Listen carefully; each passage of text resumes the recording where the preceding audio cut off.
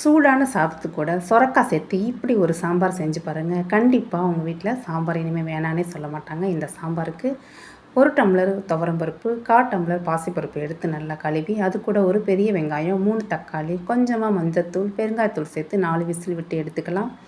ஒரு பாத்திரத்தில் தேவையான அளவு எண்ணெய் விட்டு 1 ஸ்பூன் கடுகு, 1 ஸ்பூன் ஜீரகம் சேர்த்து நல்லா பொரிய விடுங்க.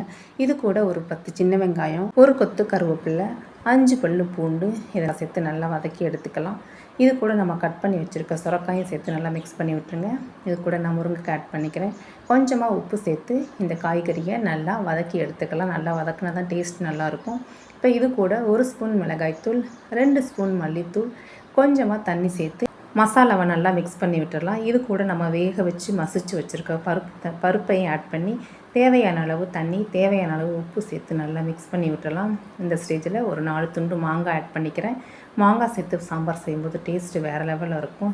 10 நிமிஷம் ஹை ஃப்ளேமில் கொதிக்க விட்டு காய் வெந்ததுக்கப்புறம் புளி தண்ணி, பெருங்காயத்தூள் சேர்த்து 2 மினிட்ஸ் கொதிக்க விட்டு மல்லி இலை தூவி இறக்கணுன்னா செம சூப்பரான சாம்பார் ரெடி.